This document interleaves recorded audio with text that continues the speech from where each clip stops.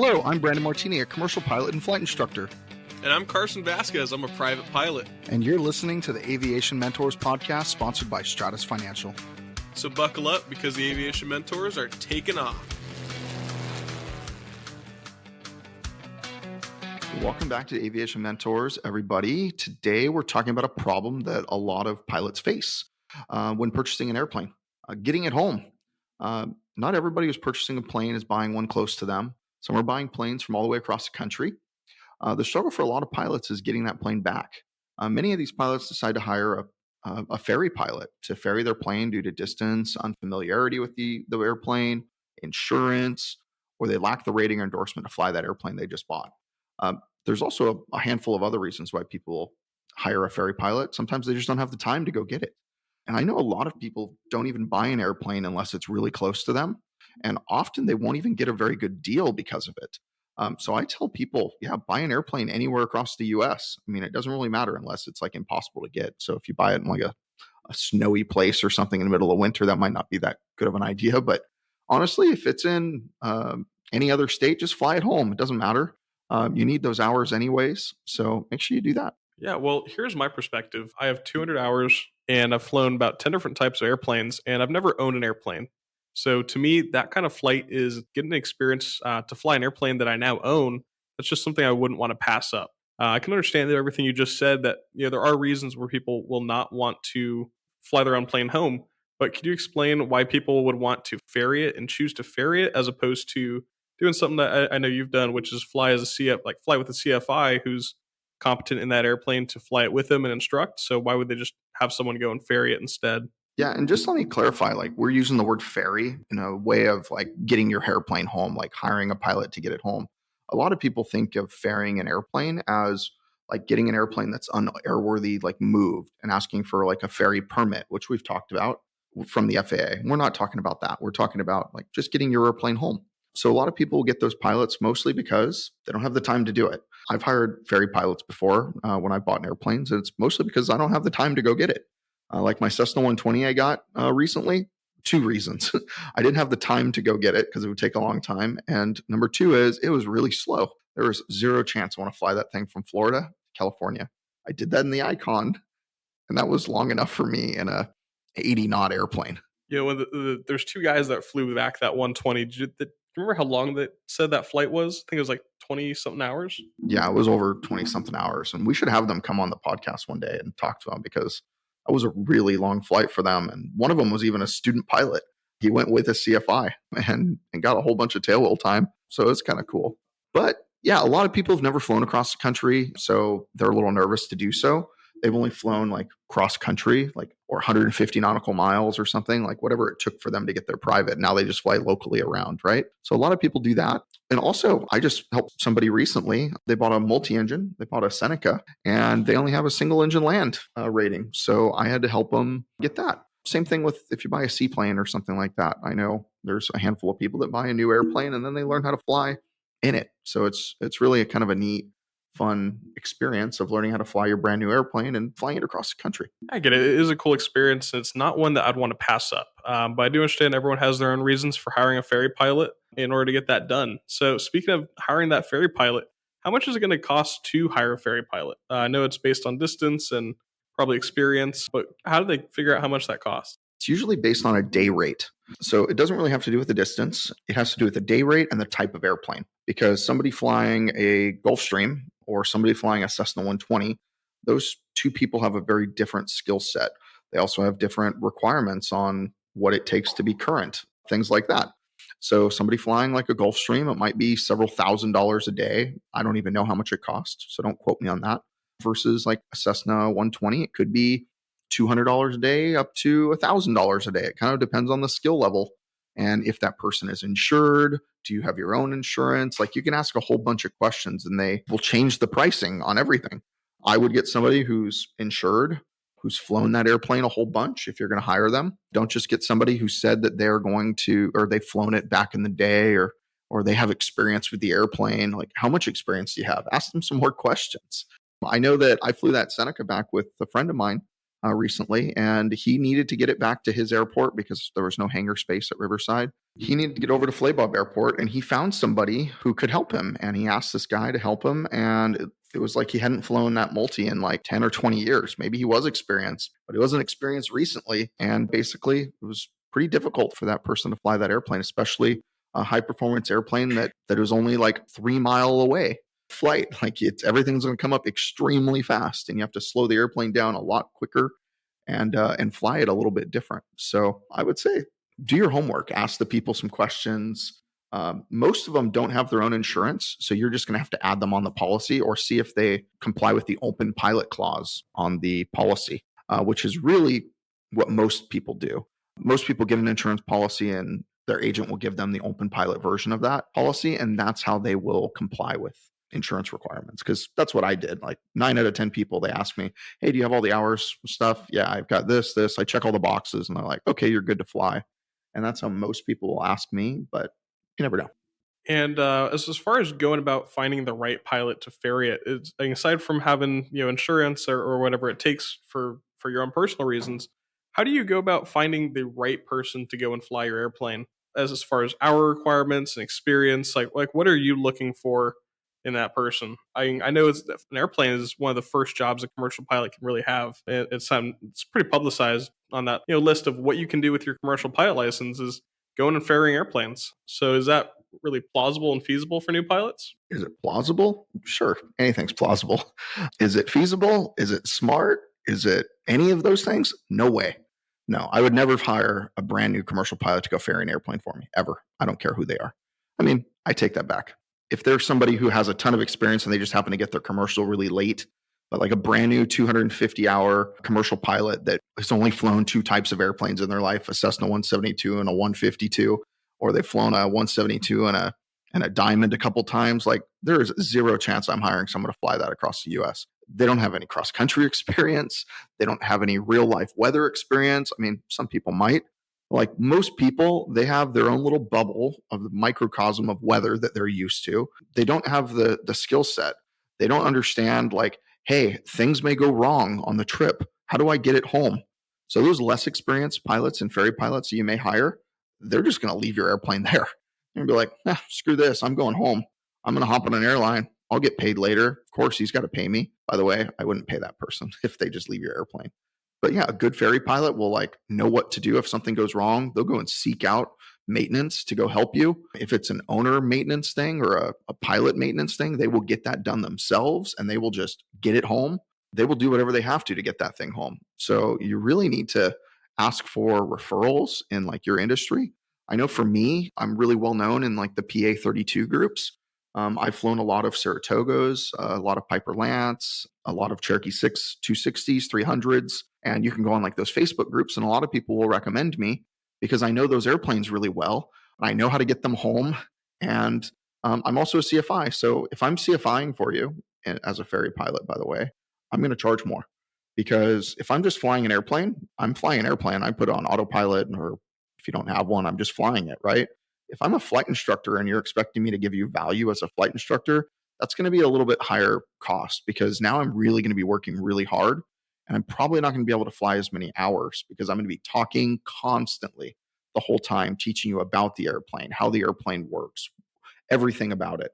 So keep that in mind when you're trying to hire a ferry pilot as well. Well, Mr. Experienced Ferry Pilot, I know you've flown plenty of these kind of planes before, but between brokering them for people or just return that kind of favor, that people seek you out like in those Facebook groups like you were talking about. Aside from the planes that you're really familiar with that you fly all the time or you ferried before, how do you know what to expect from an airplane that you've never flown before? Usually when you're going to go fly, you have to get checked out and figure out how to get that done. But when you're going to go ferry a plane, if you haven't had experience, what's your SOP for that? Well, the term checkout is for student pilots. It really is. Everyone, or for insurance companies. There's insurance checkouts and there's rental checkouts, and those are checkouts. As a private pilot, as a commercial pilot, as a pilot who's certified, you're not required to get checked out in those airplanes. If you don't have time in them, I would recommend getting checked out, quote unquote. But that really means just fly with somebody experienced and know what you're doing. So if you already know what you're doing in a PA 32 or a Cessna 172 or Baron or whatever it may be, an Aerostar, et cetera, then I would say I would say just you're able to go fly that airplane. The only thing that you'd really need to know is, are you competent with all the avionics? Like, are the avionics something that you're used to? Do you know how to use them? If you don't know how to use them, I would study them before. And if you've never used them, I wouldn't take that job. Like, if something has a G1000 and you've never flown a G1000, you should not take that job flying that airplane, because your eyes are not going to move quick enough. You're not going to be able to handle an emergency quick enough, things like that. So the term checkout just refers to getting checked out and knowing how to use all these avionics, mostly knowing how the airplane's supposed to fly, knowing the speeds of the airplane, stuff like that. But you asked me, like, how would I go about like actually flying that airplane? What would I expect from an airplane I've never flown before? I would expect it to be airworthy. That's a big one. So I like to look into all the maintenance of it before I even fly it. I make that a condition that I tell the owner. I tell him I am going to I'm not going to fly this airplane unless I've looked at the maintenance records and I am satisfied with them. I'm also not going to fly the airplane until I've looked at it and decided that the pre-flight is adequate and that the airplane is safe to fly. I want to make sure that I am safe. If you're flying with me as the owner, I want to make sure you're safe, because there's a lot of backyard mechanics that just they call it pencil whip. They just write in whatever they need to make the airplane quote unquote airworthy. And that's just not okay for me. I want to make sure an airplane is really safe to fly.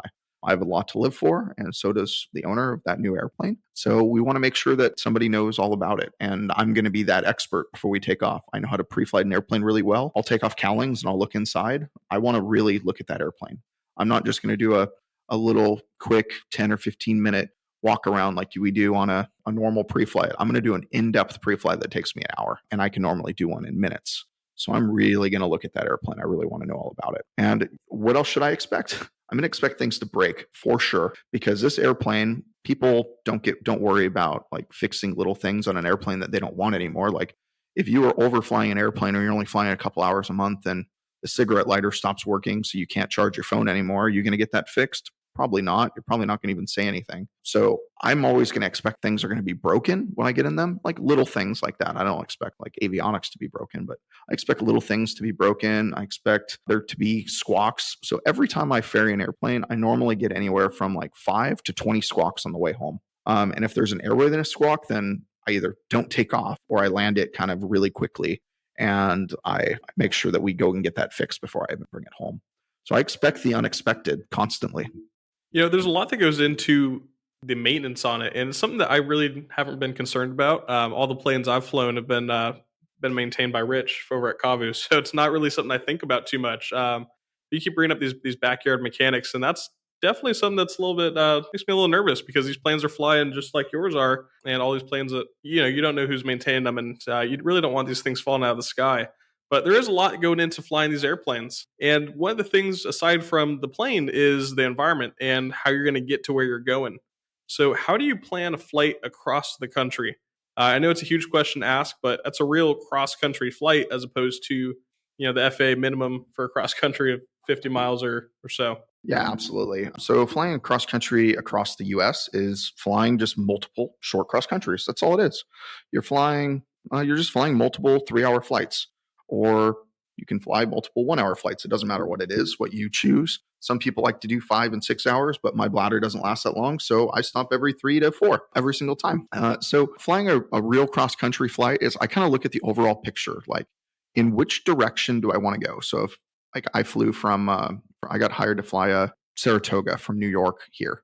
So we decided that we needed to fly from all the way near New York, all the way to California. So we know the general direction we need to go southwest, but we didn't know the exact direction we'd be able to fly based on weather. So if we flew due west from where we started out, we actually would have hit a bunch of weather. So we actually had to fly south about 2 hours just to kind of clear all that weather. So basically I looked at like the METAR map, but on ForeFlight, it tells you where's red, where's blue, and then it's either green or nothing. So I look for either the green or nothing. I start mapping a direction in that way. And then I zoom it in and I start looking at I'm going to call it micro cross countries, which is like 300, 500 nautical mile cross countries, compared to looking at it from zero all the way across the entire US. So that's something I look for when I'm starting to plan. But basically, you start off with the larger portion, and then you scale it down. It's funny you call it a micro cross country, and those are some of the longest cross countries I've been on. So there's a little bit of difference in experience there. But since you are so full of stories, can you tell me about one of your favorite ones or most interesting ones where you've ferried one of these airplanes? And can you tell me how it got set up and how the flight went? Yeah, so I've done quite a few of these cross country ferries. One of them, I want to talk about the New York cross country, but I'll do that on a different day. I think that was a really kind of impactful trip for me because it kind of checked off a bunch of like bucket list items. So I'll talk about that on a different flight for sure. I bought an airplane called 50 Whiskey. That's the last three of its tail number. And I got a really good deal on it. I mean, I got a smoking deal on it. I bought it for like $9,000 or $8,000, something ridiculously cheap. That's the price range I'm talking about. When the last episode talked about like price of a bike, that's what I'm talking about. Yeah, that was the price of like a really nice bike, actually. Like if you want to get like a cross country bike, it was probably about that. It did have some problems. It hadn't flown in like 2 or 3 years. It needed an annual done on it, and it needed a carburetor. Those were kind of the major squawks that I knew about. And it needed a couple little things too. So when I first looked at the airplane, I expected it to kind of be bad, right? And I get there and I'm like, oh, this isn't that bad. Nothing's really wrong with this airplane, except for when I got to go look at the airplane, I got there with Rich. There was ice all over the wings, frost on the windshield because it was like in winter in Seattle. It was like very, very cold. Wasn't frozen everywhere, but it was pretty bad. I went to go sump the fuel and I drained like 8 gallons of water out of each side of the tank. Like it felt like water was just coming out forever. So that was pretty crazy. And then we got brand new fuel in it. We emptied out the old fuel, put a new carburetor on it because we knew the carburetor was bad before we even got there. We did that and we started it. That was part of our like pre-buy inspection before we bought it. Want to make sure, hey, does this thing start? And the answer was yes, it did. And then we started checking into everything else. It needed a battery. We got a battery for it and needed a few other things. And then Rich and I worked on it for like a week at the place where we ended up buying it after we found out all the squawks. We ordered all the parts from Aircraft Spruce and had them like overnighted, shipped up to us. And then Rich basically worked on it. And I think we had one other mechanic helping as well. And we got it so it was airworthy. I was like, perfect. This is airworthy airplane finally. And then I left it for like a month. I had to leave it up there. And then me and a guy who I used to work with, his name's Louis. He now works for Hawaiian Airlines, actually. We'll have Louis come on the podcast one day. He'll be fun to talk to. He's a great guy. And me and Louis went up there and we actually flew. I had to break in the engine on my Aero. So we took 2 other guys with us to Seattle. And it was all IFR and gloomy right after we got up there. But it was like freezing levels were too low to even fly IFR. So we got up there and in the Aero, we had to fly at like 2,500 feet the entire way up from Southern California all the way to Seattle because we're breaking in this engine and we had to keep it kind of low so we can break in the cylinders. So we flew like 2,500 feet all the way up there. And on the way back, they were actually able to fly back a little higher, which was nice in the Aero, but they left me and Louis behind. So me and Louis were flying in this new Cherokee 160 50 Whiskey, and we ended up flying that and making a bunch of stops along the way. And part of that trip actually, I forgot one part of that trip, which was really cool. Me and Rich went up and we were doing that annual on it, but we had some downtime. So him and I actually went to Canada and we got some poutine in Canada, and we took some pictures next to some like Canadian statues, and like it was a blast. We had a really good time. And Rich got stopped at the border because he had his tool bag with us with like all of his tools. And they're like, what are you bringing these tools in for? Like we were going to go like steal cars or something. I was like, we just worked on some airplanes. I just bought an airplane. They're like, you did what? And they're looking at us at the border like we're absolutely nut jobs. What are you talking about? You bought an airplane and you're working on it before it goes home. Like, what are you guys doing? But after they realized, they have pilot certificates or they have pilot license, whatever, they ended up letting us go into Canada, and we had a good time for the day. And then we came back, and that was really part of the fun, right? So that's a little backtrack story. Sorry, I forgot to add that. But then me and Louis take off in this airplane, and this airplane hadn't flown in years and years. And I wasn't sure how it was going to fly. The the flaps were a little different. Oh, the trim is really different. You actually have to like spin the trim on the roof. So I was like, oh, that's odd. I've never used trim like that. So we took off and I was like, well, let's go. And I've never flown a Cherokee before, so that's probably not the best idea. Actually, maybe I flew a couple hours in a Cherokee 180, And then I flew in the Arrow. So I guess I had time in a Cherokee. It was just I hadn't flown this Cherokee. So this was kind of one of the first times I ever flew an airplane where I wasn't, as Carson said, checked out in it, right? This was like one of those first times. And it kind of is what it was. But Louis and I took off, and the plane flew great. We did some laps in the pattern, came back and landed, and it was fantastic. I don't know if we took off that day or what day it was next, but we might have stayed for another day. And then we left and we went to California. We made it back an entire day. It was a really long day, but we took off. We landed at some airport that was super windy, just on like a cliff overlooking the ocean. It was beautiful. And there was a bunch of like firefighting helicopters and airplanes flying in and out, and FedEx was flying in and out, like quick turns, and it was kind of neat to watch. And we were checking out some FBOs on the way, and then we stopped in Bakersfield or Fresno, and then we finally made it home, and we got the airplane home, and that was really my first time I ever ferried an airplane, but I ferried it for myself, obviously, and that was really kind of made me feel really good after I got it home, because it was really one of those really long cross countries. It was full of excitement. You didn't know really what to expect. I didn't know what to expect. Louis was along for the ride. He didn't know what to expect.